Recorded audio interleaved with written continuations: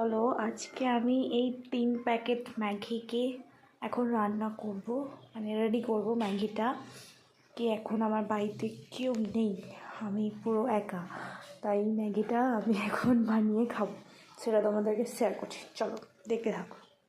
তো আমি এখন এই ম্যাগিটাকে স্টিম করতে দিয়েছি, ঠিক আছে? ম্যাগিটাকে স্টিম করতে দিয়েছি। আর ম্যাগির মধ্যে তো নুন টুন দেওয়া লাগে না, সব কিছু দেওয়াই থাকে।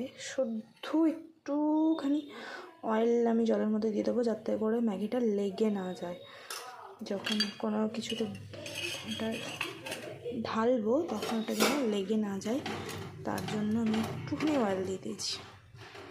ব্যাস, তবে এটা স্টিম হোক, তারপর আবার দেখাচ্ছি। এখানে এটাকে স্টিম করে করে নিয়েছি, মানে জলটা ঝরিয়ে নিয়েছি। তারপর আমি এখানে পেঁয়াজ লঙ্কা কেটেছি, আর এখানে ম্যাগির মশলাগুলো আছে। এবার আমি দেবো কড়াইতে তেল।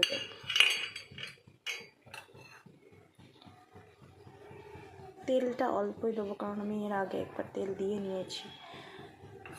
কড়াইটা আগে দিয়ে বসিয়ে দিয়েছিলাম, কড়াইটা গরম হয়ে যায়।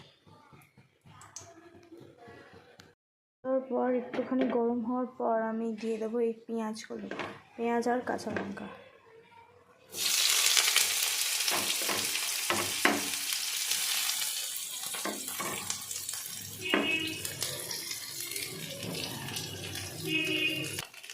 তো চলো দেখো, আমি পেঁয়াজটা ভেজে নেওয়ার পর দিয়েছি একটা ডিম। আর এই ডিমটা দেওয়ার পরে একটুখানি নুন দিয়েছি, কারণ ম্যাগিতে অলরেডি নুন দেওয়াই থাকে, বেশি নুন আমি খেতে পারি না, তাই অল্প একটু নুন দিয়েছি। এবার এখানে 3 প্যাকেট মশলা আছে, তার মধ্যে 1 প্যাকেট মশলা আমি এর মধ্যে দেবো।